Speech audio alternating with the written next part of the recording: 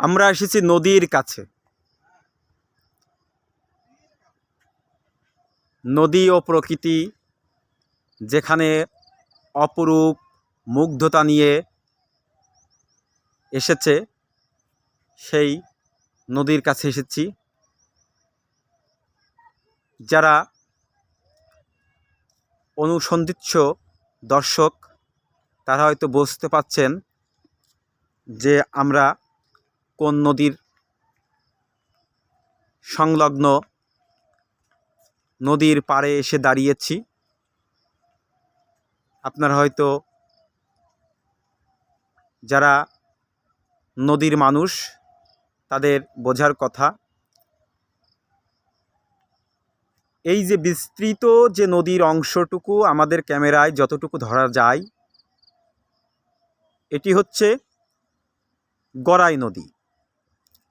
আমরা যে অবস্থানে দাঁড়িয়ে আছি সেই অবস্থানটির নাম হিজলাবট গ্রাম। নদী অপরিকল্পিত ড্রেজিং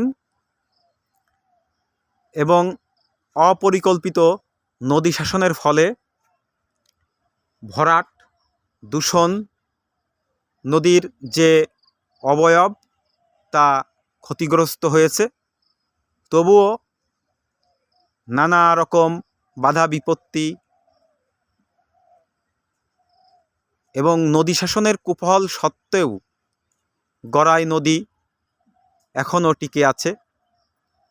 যদিও গড়াই নদীর সেই রুদ্ররূপ, বিস্তৃত জলরাশি এখন আর দেখা যায় না। আমরা যে অঞ্চলটিতে আছি সেটি হচ্ছে হিজলাবট এলাকা। এটি কুষ্টিয়া জেলার খোকসা উপজেলার অনন্য একটি গ্রাম, ঐতিহাসিক একটি গ্রাম, নদী গ্রাম। এটি হিজলাবট গ্রামের যে নদীঘাট, সেই নদীঘাট খুবই দারুণ একটি জায়গা। আমরা আপনাদেরকে দেখানোর চেষ্টা করছি। আমরা এই নদী পাড়ের একজন মানুষ, একজন তরুণ আমাদের সামনে আছে। আমরা তার থেকে কিছু কথা শুনবো নদী সম্পর্কে, তার অভিজ্ঞতা এবং গড়াই নদী এবং এই গ্রামের মানুষ হিসেবে এই তরুণের কথা শুনবো। আচ্ছা ভাই, আপনার নাম কি? ভাই শাহিন হোসেন। শাহিন হোসেন। আপনি কি করেন? রাজমিস্ত্রির কাজ করি। তিনি একজন পেশায় শ্রমিক। আচ্ছা, এই আপনি তো দেখছেন যে নদী, আপনি জন্মেই দেখছেন নদী, নদীর মানুষ, আপনি নদী গ্রামের মানুষ, হিজলাবট গ্রামের। এই নদী সম্পর্কে আপনার অভিজ্ঞতার কথা একটু বলেন তো। কি বলবো, খুব ভেঙে যাচ্ছে, খুব সমস্যায়। মানে এই নদী ভেঙে যাচ্ছে এবং ভেঙে ভেঙে গ্রাম হারিয়ে যাচ্ছে। হ্যাঁ, অনেক লোকই চলে গেছে, আপনার এদিকে চলে গেছে অনেক লোকই, বুঝছেন। আচ্ছা, হ্যাঁ, এই নদী ভাঙনের ফলে অনেকে ক্ষতিগ্রস্ত হচ্ছে। ক্ষতিগ্রস্ত এবং আসলে এই নদী ভাঙনের যে সমস্যাটা, এই সমস্যা আপনি তো দেখছেন কি কি কারণে নদীর এরকম অপরিকল্পিতভাবে ভেঙে যাচ্ছে বলে আপনার মনে হয়? মানে এই যে বিভিন্ন সময়ে নদী ড্রেজিং করা, অবৈধভাবে বালু উত্তোলন করা। তোলার জন্যই তো ভেঙে যাচ্ছে। হ্যাঁ, এই কথাটা আপনি আরেকবার বলেন। বালু তোলার জন্যই ভেঙে যাচ্ছে। বালু অপরিকল্পিতভাবে তোলার জন্য ভেঙে যাচ্ছে।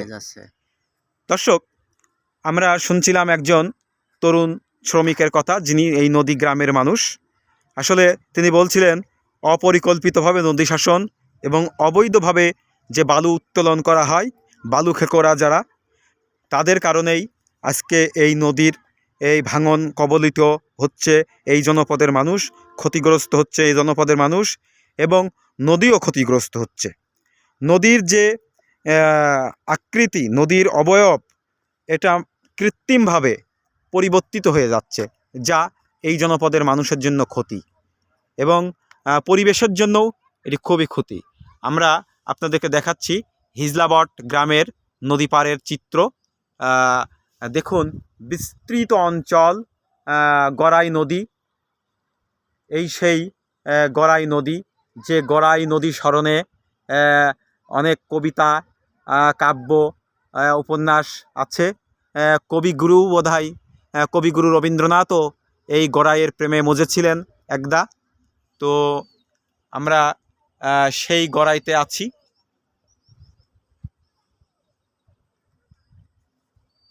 গড়াই পাড়ের আসলে নদীর কাছে আসলেই মানুষের মন এক ধরনের যে স্নিগ্ধ শান্তির ছায়া বা প্রশান্তি আসে, সে আসলে নদীর পাশে না আসলে, নদীর কাছে না আসলে সেই বোধ আসলে অনুভূত হবে না। তাই নদীকে আমাদের বাঁচাতে হবে, নদী রক্ষা করতে হবে। দেশে নদী শাসনের যে চিত্র ভয়াবহ, সেই জায়গা থেকে নদীকে আমাদের বাঁচাতে হবে। আমরা গড়াইয়ের খুব কাছাকাছি আছি। আমরা হিজলাবট গ্রামের যে ঘাট, সেই ঘাটে কাছে আছি এবং নদীর খুব কাছাকাছি আছি। গড়াইয়ের জল ছুঁয়ে দেখার সুযোগ আমাদের এসেছে। আমরা গড়াইয়ের জল ছুঁয়ে দেখব। এই যে গড়াইয়ের জল, আমরা সেই জল ছুঁয়ে দেখছি। আসলেই একটি মনোমুগ্ধকর অবস্থা। নদী বয়ে চলেছে দারুণভাবে এবং এই পানি